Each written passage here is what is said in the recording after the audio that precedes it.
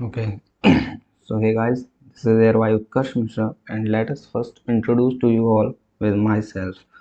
Currently, I am a BTech second year student in Kite Group of Institution, Ghaziabad, and my branch is Information Technology. So this is my first ever video on the YouTube. This channel is going to be completely educational channel, and the very first topic which is I am taking is the chapter 8 of class 9th science. Okay so हम ये भी कह सकते हैं कि ये physics का chapter 1 है, but according to NCERT this is the chapter 8th and the name of this chapter is motion. So first of all I will advise to you all to pause this video and think about motion. What is motion? आप day to day life में motion को कहाँ देखते हैं? आप अपनी video को pause कीजिए और अपने सराउंडिंग्स में ही चेक कीजिए कि आपको कहीं मोशन होते हुए दिख रहा है क्या. आप अपने फ़ैन को चेक कीजिए, ऊपर आसपास जो आपके लोग हैं क्या वो मोशन में हैं, क्या कर रहे हैं वो, क्या उस चीज़ को हम मोशन कहेंगे. And then come back to this video. So now look at this image. Here this is a clock and this is a man which is going in this direction. I think this is left to right. Here is a boy which is also moving in this direction, left to right. सो हम क्या देख रहे हैं, ये दोनों ही left to right direction में move कर रहे हैं. क्या सेंस है इस बात का? ये अगर ये स्टैंड पोजीशन में होते तो हम इनको क्या कहते, but currently they are moving left to right. तो क्या कहेंगे हम इनके बारे में कि ये मोशन में है क्या? Okay, so let us first read out the definition of motion. So here we have written the movement of a body or object with respect to time is called motion. किसी भी body या object का movement एक position से दूसरी position पर जाना with respect to time, with the passage of time. जैसे जैसे समय आगे बढ़ेगा वो जो बॉडी है वो अपनी पोजीशन को अगर चेंज कर रही है तो हम कहेंगे कि बॉडी जो है मोशन में है. आइए हम इसको वाइट बोर्ड पर थोड़ा समझने की कोशिश करते हैं.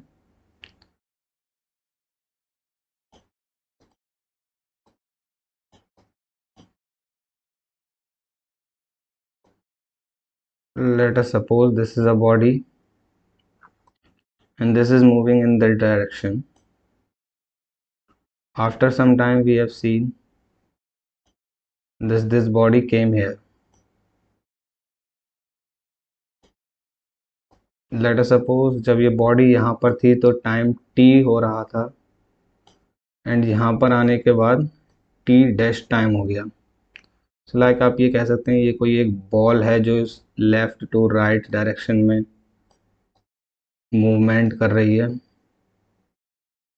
तो यहाँ पर हमने क्या देखा कि इस बॉडी ने, इस बॉल ने अपनी पोजीशन को चेंज किया विद रिस्पेक्ट टू टाइम. यहाँ पर टाइम t है, यहाँ पर t डैश टाइम हो गया, मीन्स टाइम चेंज हुआ, बॉडी की पोजीशन चेंज हुई. सो हम कह सकते हैं कि ये बॉडी ने कुछ मूवमेंट किया, यानी कुछ मोशन किया. Okay, let us come back to our definition. The movement of a body or object with respect to time is called motion. आपने अभी देखा कि टाइम के साथ इस बॉडी ने अपनी पोजीशन को चेंज किया. मान लीजिए ये एक्स पोजीशन है इसकी और यहाँ पर ये वाई पोजीशन हमें आ गई है. अगर हम यहाँ पर इसका टाइम इंटरवल निकालने की कोशिश करें तो वो होने वाला है T dash minus T time, या sorry this is t minus t dash minus t. यहाँ पर t डैश थे टाइम और यहाँ पर t, तो अगर हम इन दोनों को सब्ट्रैक्ट कर देंगे तो टाइम इंटरवल निकल आएगा कि इस बॉडी ने कितने टाइम में यहाँ से यहाँ पर मूवमेंट किया. ओके, सो आगे लिखा है यहाँ पर a body is said to be in motion or moving when its position changes continuously with respect to observer. With respect to observer का क्या मीन्स है, आइए यहाँ पर फर्स्ट ऑफ ऑल हम इस एग्जाम्पल को रीड आउट करते हैं। A moving car with respect to your house, a car moving with respect to your house. Okay, so have a look at this image. Here is a car at 12 when the time is 12, जब 12 बज रहे थे तब ये car यहाँ पर थी, and eight 12:05 जब 12:05 हो रहे थे घड़ी में तब ये कार यहाँ पर पहुँच गई। And here there are two stationary object we have taken which is a house and a tree.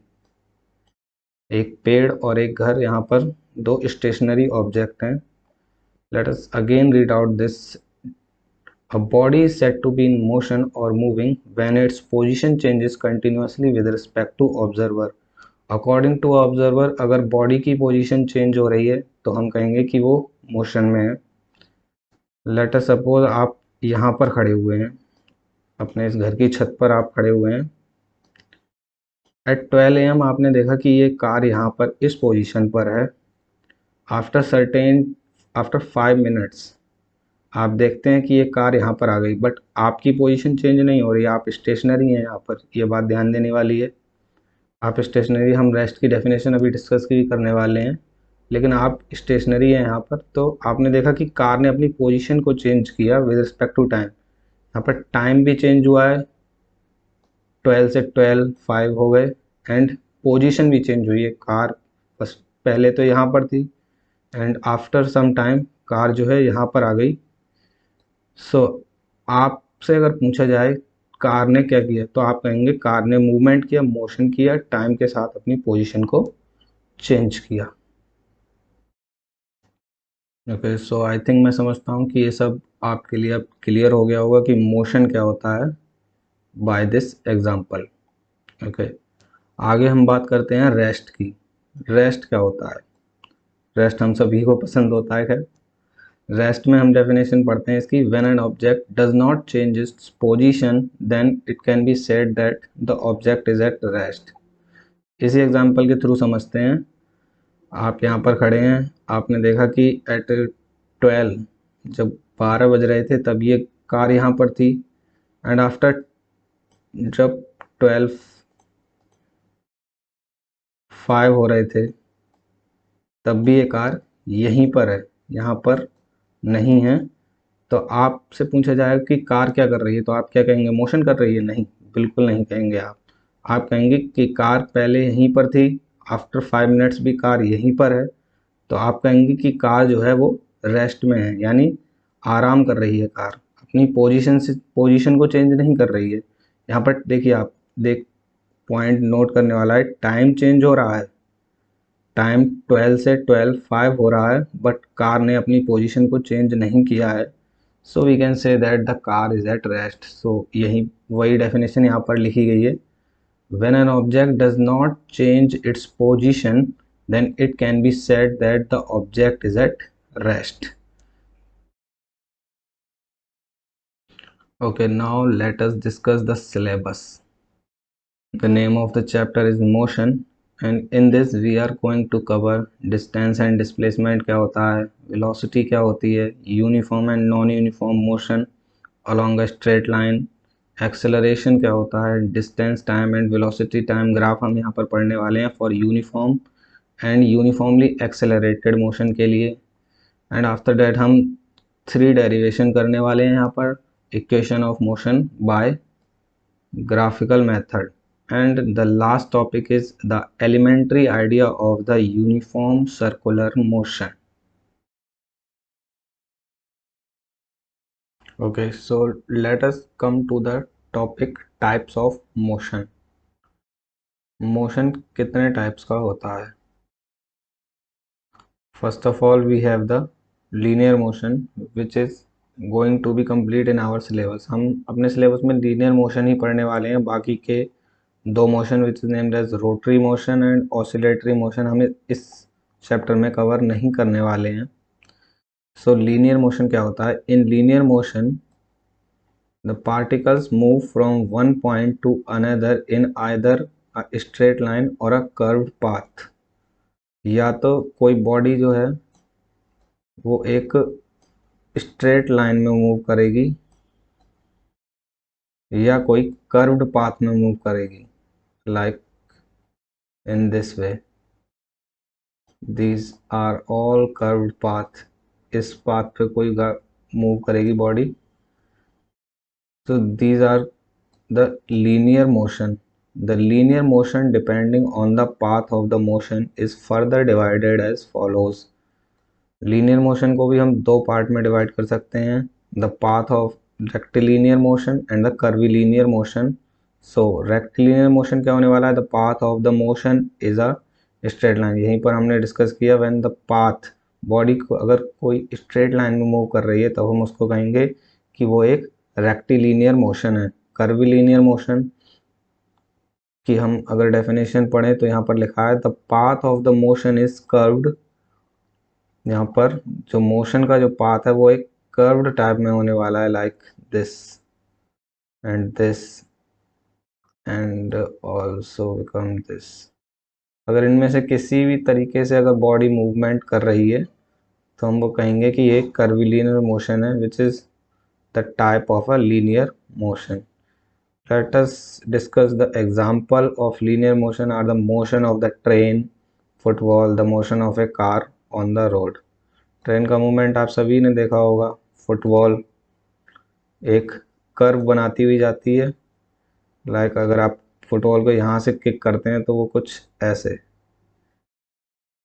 इस टाइप से मूवमेंट करेगी। अगर आप यहाँ से पैर से फुटबॉल को किक करते हैं तो वो इस टाइप का कुछ मोशन करेगी, इस टाइप का पाथ को फॉलो करेगी। And the third example is the motion of the car on the road, जो कि आप सभी ने देखा ही हुआ होगा। Okay, so here we comes rotary motion. Rotary motion आपके सिलेबस में नहीं है, अगर आप इसको अभी अंडरस्टैंड कर पाते हैं वेल एंड गुड, अगर नहीं कर पाते हैं then don't worry about it, but we have to discuss somehow. Rotary motion. Rotary motion is the motion that occurs when a body rotates on its own axis. अपनी axis पर अगर कोई body rotate कर रही है, like this.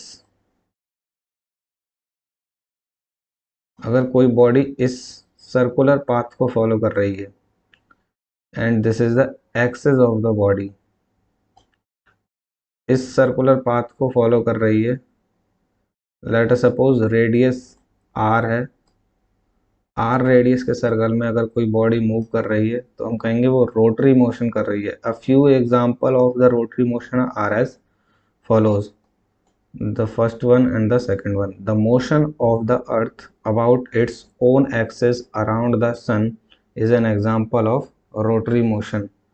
Earth sun के around क्या करती है, like this is sun and this is earth. सो ये सन के अराउंड रोटरी मोशन करती है,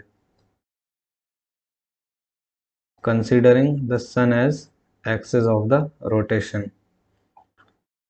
And the second example is while driving a car, the motion of the wheels and the steering wheel about its own axis is an example of rotary motion.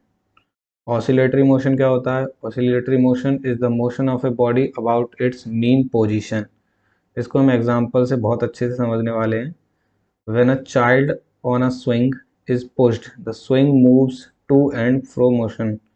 आपने swing सभी ने देखा होगा, आप सभी ने यूज़ भी किया होगा अपने चाइल्डहुड में, तो वो टू एंड फ्रो मोशन करता है। लाइक सेकंड एग्जांपल से देखते हैं द पेंडुलम।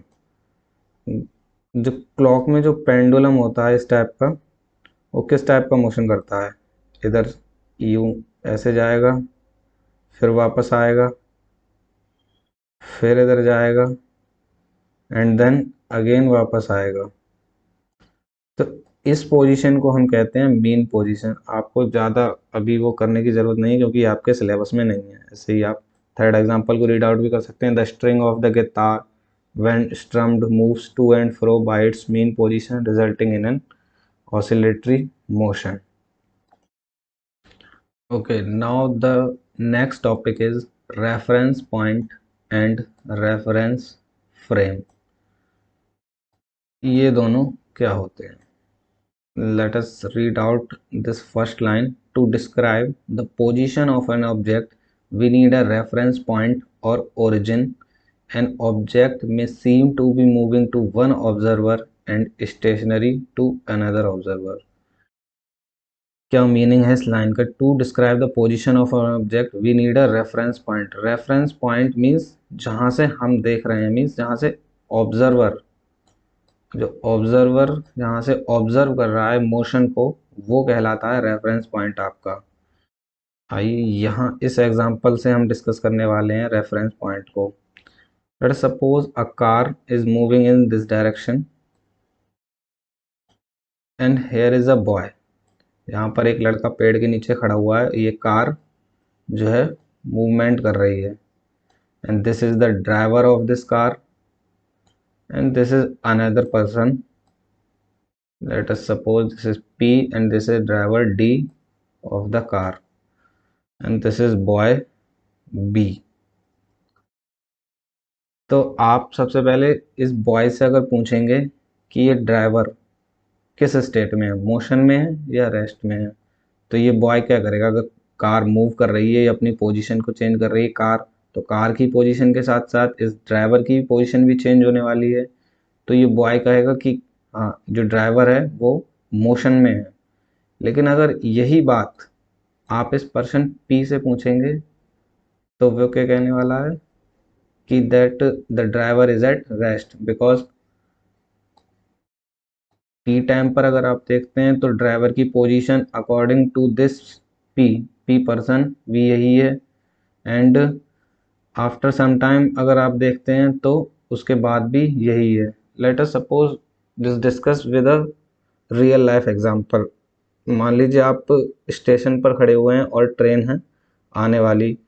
तो अगर आप बाहर खड़े हुए हैं तो आप अगर ट्रेन के अंदर बैठे हुए लोगों को देखेंगे तो वो आपके अकॉर्डिंग मोशन में होंगे, मीन्स वो मूव कर रहे होंगे. ट्रेन अगर मूव कर रही है तो आप कहेंगे कि ये मोशन में है. लेकिन अगर अंदर ही किसी वैसे बैठे पर्सन से पूछा जाए कि आपके सामने वाला इंसान किस में है, मोशन में है या रेस्ट पर है, तो वो क्या कहेगा? ये तो रेस्ट पर है, थोड़ी देर पहले भी ये मेरे सामने बैठा था और अब भी ये मेरे सामने बैठा है. तो according to you that one person is in motion and according to the other person that one person is in at rest.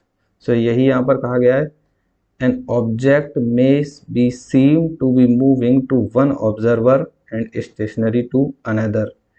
एक ही एक ही ऑब्जेक्ट या बॉडी एक ऑब्जर्वर के हिसाब से मोशन में हो सकती है और दूसरे ऑब्जर्वर के हिसाब से वो रेस्ट में भी हो सकती है.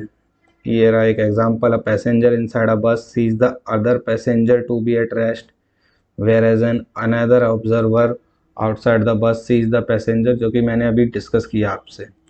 In order to make observations easy, a convention or a common reference point or frame is needed. All objects must be in the same reference frame. आपको like this is the frame of reference, आप यहाँ से देख रहे हैं तो ये यहाँ से अगर आप ऑब्जर्व कर रहे हैं चीज़ों को तो ये फ्रेम ऑफ रेफरेंस कहलाता है. Okay, so now our next topic is distance and displacement. First of all we are going to discuss distance. Distance क्या होता है? डिस्टेंस को अगर हिंदी में हम बोलें तो वो कहलाता है दूरी.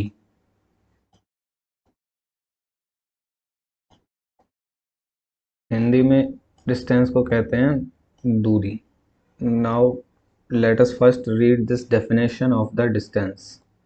The magnitude of the length covered by a moving object is called distance. It has no direction. Distance के पास कोई डायरेक्शन नहीं होती है. आइए यहाँ से हम इसको समझने वाले हैं. लाइक आपकी इनिशियल पोजीशन ये थी, आप यहाँ पर खड़े हुए थे एंड आपने जो पाथ फॉलो किया है वो ये किया है. पॉइंटर के साथ आप देखेंगे आपने जो पाथ फॉलो किया है वो ये. इसमें, एंड आपकी ये फाइनल पोजीशन हो गई। This is the initial position and this is the final position. तो अगर इस पाथ की अगर लेंथ निकाल ली जाए, ये टोटल कितना पाथ आपने कवर किया, लाइक 5 मीटर, 10 मीटर और इन किलोमीटर्स।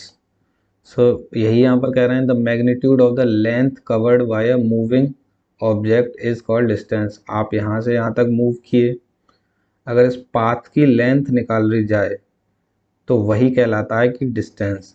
लेट अस सपोज आप यहाँ पर डिस्टेंस इज टू, आपने जब इसको कैलकुलेट किया, मेज़र किया, तो वो आई 5 मीटर। तो यहाँ पर हम कहेंगे कि डिस्टेंस जो है वो 5 मीटर आई। सो लेंथ कवर जो हम करते हैं ड्यूरिंग अ मोशन, वही आपकी क्या कहलाती है, distance. Now let us discuss about the displacement. Displacement is the shortest distance between 2 points, or the distance between the starting and the final position with respect to time. It has magnitude as well as direction. इसके पास magnitude और direction दोनों ही होते हैं। Displacement can be zero, displacement जो है zero हो सकता है, but distance can not. Let us again discuss the distance. आपने इस पाथ को फॉलो किया है, दिस, यहाँ से आप चले इस डायरेक्शन में, आप इस तरीके से आपने मूवमेंट किया है। तो अगर इस पाथ की लेंथ को कैलकुलेट किया जाए तो वो कहलाएगा डिस्टेंस। और डिस्प्लेसमेंट क्या होता है, it is the shortest distance between the 2 points और the distance between the starting and the final position. Displacement के केस में हमें ये इस चीज़ से बिल्कुल भी मतलब नहीं होता है कि जो ऑब्जेक्ट ने मूवमेंट किया है वो किस किस पाथ को फॉलो किया है, हमें इस चीज़ से कोई मतलब नहीं होता है। डिस्प्लेसमेंट के केस में हमें सिर्फ इनिशियल एंड फाइनल पोजीशन से मतलब होता है। तो अगर हम इस इनिशियल और फाइनल पोजीशन को एक स्ट्रेट लाइन से जोड़ दें, और ये जो लेंथ होने वाली है, let us suppose this is L length, तो यही क्या कहलाता है, displacement. The point to be noted, हम इनिशियल और फाइनल पॉइंट को एक स्ट्रेट लाइन से जोड़ने वाले हैं। हम इस पाथ को अगर फॉलो करेंगे और कैलकुलेट करेंगे दूरी, तो वो कहलाएगा डिस्टेंस। और अगर इनिशियल और फाइनल पॉइंट को एक स्ट्रेट लाइन से जोड़ दें तो वो कहलाता है displacement. Okay, I think this is clear now. Okay, so ये डिस्कस करने से पहले कि डिस्टेंस जो है वो एक स्केलर क्वांटिटी है एंड डिस्प्लेसमेंट एक वेक्टर क्वांटिटी है, let us discuss the scalar and vector quantities. तो स्केलर क्वांटिटीज को हम पहले डिफाइन करने वाले हैं। A quantity that has magnitude but no practical direction is described as scalar. A quantity that has magnitude and acts in a particular direction is described as vector. Scalar quantities only have magnitude, means इनके पास केवल magnitude होता है, direction नहीं होती है। Example के साथ अच्छे समझ में आएगा, लाइक 11 मीटर, अगर कहीं 11 मीटर लिखा हुआ है तो आप तुरंत समझ जाइए इसके पास ओनली मैग्नीट्यूड है, कोई डायरेक्शन नहीं है। यहाँ पर कहीं नहीं लिखा हुआ है कि ये 11 मीटर ईस्ट डायरेक्शन में है या वेस्ट में है, मीन्स डायरेक्शन नहीं लिखी हुई है। And also this 15 metre per second are both scalar quantities. Scalar quantities के एग्जांपल में आता है डिस्टेंस, आ जाती है स्पीड, टाइम। टाइम जो होता है लाइक 12 AM हो रहे हैं, तो हम ये थोड़ी ना कहेंगे कि 12 AM ईस्ट डायरेक्शन में हो रहे हैं या 12 AM 30 डिग्री एंगल पर हो रहे हैं, ये थोड़ी हम ना कहने वाले हैं। यहाँ पर सिर्फ हमारे पास एक मैग्नीट्यूड होता है, जैसे कि टाइम के पास। They have no direction, there is no discussion of direction. Like power हो गया, ये सब हम आगे, आप अगर साइंस लेते हैं तो आप सब पढ़ने वाले हैं। Scalar quantities change when there magnitude changes. अगर हम स्केलर क्वांटिटीज का मैग्नीट्यूड चेंज कर देते हैं तो स्केलर क्वांटिटीज़ भी चेंज हो जाती हैं। उसी तरह से वेक्टर क्वांटिटीज़ क्या होती हैं? Vector quantities have both magnitude and direction. इनके पास मैग्नीट्यूड भी होता है और डायरेक्शन भी होती है। मीन्स एक डायरेक्शन में ये हमको डायरेक्ट कर रही होती है कि इस डायरेक्शन में काम होना है। मीन्स आपको मोशन करना है तो 20 मीटर ईस्ट डायरेक्शन में मोशन करना है या 20 मीटर वेस्ट में मोशन करना है। तो यही यहाँ पर लिखा है। For example 11 metre east, 11 metre यहाँ पर क्या है? This is magnitude. लाइक हम यहाँ पर लिख लेते हैं 11 मीटर ईस्ट। तो ये 11 मीटर जो है वो है आपका मैग्नीट्यूड, एंड ये क्या बता रहा है? डायरेक्शन बता रहा है। मीन्स किसी बॉडी ने 11 मीटर मूवमेंट किया है ईस्ट डायरेक्शन में, तो यहाँ पर डायरेक्शन भी आ जाती है। लेकिन स्केलर क्वांटिटीज़ के केस में डायरेक्शन का कोई रोल नहीं होता है। For example 11 metre east and 15 metre per second at 30 degree Celsius. ये स्पीड है 30 डिग्री सेल्सियस, मीन्स किसी एक रेफरेंस लाइन के साथ 30 डिग्री एंगल बना रही है। तो 15 मीटर पर सेकेंड तो स्पीड के साथ कोई ऑब्जेक्ट मूव कर रहा है 30 डिग्री एंगल बनाते हुए, वो इस डायरेक्शन में मूव कर रहा है। मीन्स इस लाइन के साथ 30 डिग्री एंगल। तो यहाँ पर भी क्या हुआ? एक डायरेक्शन का जिक्र हुआ। मीन्स 30 डिग्री उस रेफरेंस लाइन के साथ to the horizontal are both vector quantities. Vector quantities में आपका आ जाता है displacement, velocity, acceleration, force, weight and momentum. Okay, so like scalar quantities हमने देखा था, अगर उनका मैग्नीट्यूड चेंज कर दिया जाए तो स्केलर क्वांटिटीज़ चेंज हो जाती हैं। लाइक वेक्टर क्वांटिटीज़ का अगर मैग्नीट्यूड चेंज कर दिया जाए तो वेक्टर क्वांटिटीज़ चेंज हो जाएंगी, डायरेक्शन चेंज कर दी जाए तो वो चेंज हो जाएंगी, या फिर दोनों ही चेंज कर दिए जाएं तब भी वो चेंज हो जाए। Okay, so again back to our topic the distance.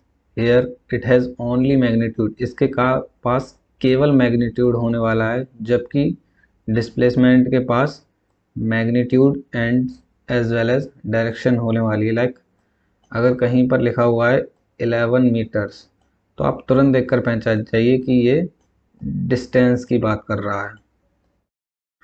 और अगर कहीं लिखा हुआ है 11 मीटर टुवर्ड्स ईस्ट, तब आप समझ जाइए कि ये डिस्प्लेसमेंट की बात कर रहा है। Let us consider these two example A and B। यहाँ पर एक कोई ऑब्जेक्ट ने मूवमेंट स्टार्ट किया है पॉइंट ए से। इस डायरेक्शन में वो 5 किलोमीटर मूव किया, पॉइंट बी पर पहुंचा, and then downward 3 kilometre point C पर पहुंचा, and then in this direction. तो अगर कोई आपसे पूछे कि ए से स्टार्ट किया और अगर ए पर ही वापस आ जाते हैं तो डिस्टेंस क्या होने वाला है? Distance total. तो पॉइंट ए टू ए की डिस्टेंस क्या होने वाली है? हम सिंपली यहाँ पर जो भी हम लेंथ कवर करते हैं उसको हम ऐड करते हुए चले जाते हैं। हमें कोई मतलब नहीं है कि किस डायरेक्शन में मूव किया है। हमने जितना पाथ को कवर किया है उस पाथ की हम लेंथ को जस्ट ऐड करते चले जाते हैं। लाइक ए टू बी ये चला 5 किलोमीटर, 5 लिख दिया हमने, plus B to C 3 kilometre, 3 again, plus C to A it has move 4 kilometre. तो ये कितना हो गया? 5 एंड 3 8, 8 एंड 4 इक्वल टू 12। तो 12 किलोमीटर इसने डिस्टेंस ट्रेवल की। अगर हम डिस्प्लेसमेंट की बात करते हैं तो इसने डिस्प्लेसमेंट क्या किया? डिस्प्लेसमेंट की अगर हम डेफिनेशन पढ़ें, the shortest distance between two points और the distance between the starting and the final position. यहाँ पर स्टार्टिंग पोजीशन क्या है? ए, एंड फाइनल पोजीशन भी क्या है, ए। तो मीन्स ए से अगर चलते हैं और ए पर ही वापस आ गए तो शॉर्टेस्ट डिस्टेंस मीन्स फाइनल और इनिशियल पॉइंट के बीच शॉर्टेस्ट डिस्टेंस क्या हो गई। अगर फाइनल पॉइंट भी यही है और इनिशियल पॉइंट भी यही है तो इन दोनों पॉइंट के बीच की डिस्टेंस क्या है, ऑब्वियस है, 0। तो इसने अगर body A to A move कर रही है तो वो उसका डिस्प्लेसमेंट हम कहेंगे कि 0 किलोमीटर उसने डिस्प्लेसमेंट किया है। आइए अब हम इस एग्जाम्पल के थ्रू समझते हैं। यहाँ पर अगर बॉडी ए पॉइंट से मूव करना इस सर्कल के अलोंग स्टार्ट करती है और अगर ए पर ही वापस आ जाती है तो डिस्टेंस ट्रेवल यहाँ पर लिखा हुआ है 2 पाई आर। आप सभी जानते हैं एरी सरकमफेरेंस ऑफ द सर्कल का formula 2 pi R, where R is the radius of the circle. और डिस्प्लेसमेंट की बात करें ए टू ए, यहाँ से स्टार्ट किया और यहीं पर अगर वापस आ गए मीन्स इनिशियल पॉइंट भी यही है, फाइनल पॉइंट भी यही है। सो हम क्या कहेंगे, initial point and final point जो है वो ओवरलैप कर रहे हैं, मीन्स इनके बीच में अब कोई भी डिस्टेंस नहीं रहा, शॉर्टेस्ट डिस्टेंस भी कोई नहीं है। इनिशियल पॉइंट भी यही, फाइनल पॉइंट भी यही, तो in this case also the displacement is going to be 0। Okay, so thank you everyone. अगर आपको हमारी वीडियो पसंद आई हो तो प्लीज़ चैनल को सब्सक्राइब कीजिए एंड वीडियो को लाइक कीजिए एंड शेयर कीजिए।